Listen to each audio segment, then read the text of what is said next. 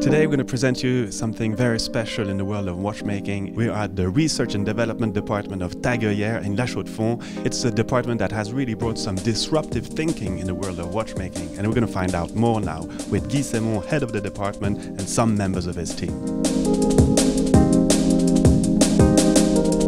Chez TAG Heulière, ce qui est un petit peu particulier, c'est de mélanger à la fois le traditionnel, c'est-à-dire le savoir-faire horloger, et puis l'avant-gardisme, qui relève, lui, des sciences de l'ingénieur.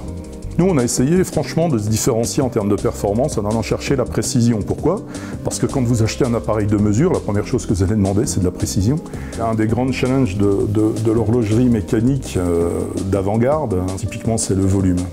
Le volume, c'est quand même ce qui vous donne, en termes de design, une certaine élégance, notamment ce qu'on appelle le rapport d'aspect, le rapport de l'épaisseur par rapport au diamètre. Il va nous falloir des ingénieurs d'études, c'est-à-dire des gens qui sont capables de calculer, de dimensionner des micromécanismes. Et puis de l'autre côté, il va nous falloir des horlogers capables de les monter. Donc là, on va aller chercher des horlogers qui ont beaucoup d'expérience dans l'assemblage des prototypes.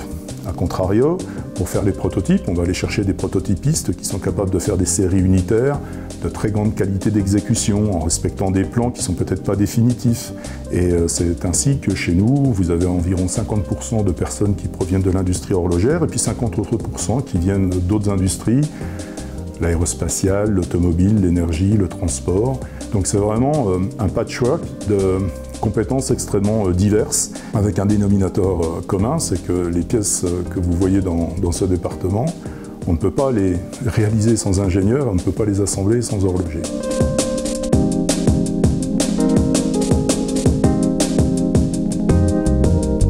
On applique des principes nouveaux à l'horlogerie et on apprend énormément.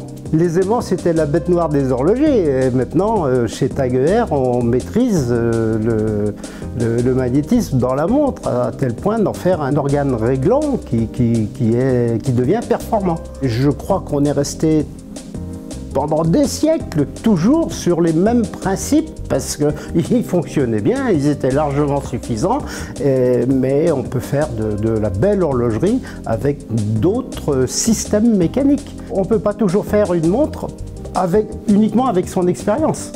Et puis, il y a aussi des nouveaux matériaux qui finissent par nous dépasser, nous les artisans.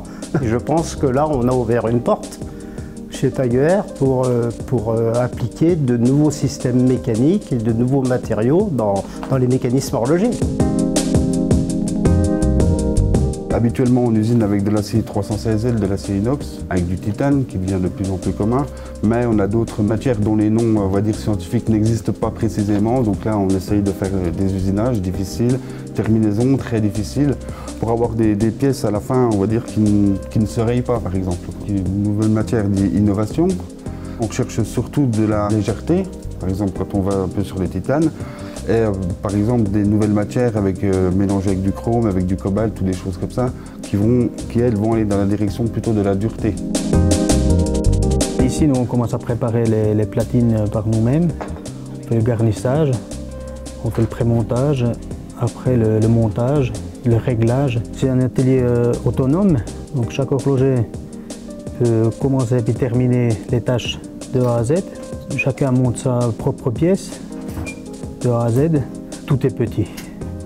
Donc il faut être extrêmement doigté pour pouvoir régler ces pièces.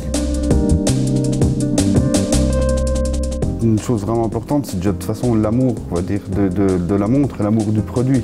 Ce qui arrive chez nous, même si on ne connaît pas, on va dire, la montre tout simplement, on en devient quand même amoureux, parce que c'est vraiment un art de réaliser des mouvements, un art de réaliser des boîtes. Entre les horlogers et puis les mécaniciens comme nous qui réalisons les boîtes, des fois on peut ne pas avoir le même langage parce que les horlogers sont vraiment des artistes. Donc des fois il y a un petit peu des frictions, mais on arrive toujours à s'arranger de toute façon. D'un côté il y a l'esthétique des pièces qui doivent être originales, mais il y a les performances du mouvement qui sont vraiment énormes, qui sont vraiment importantes.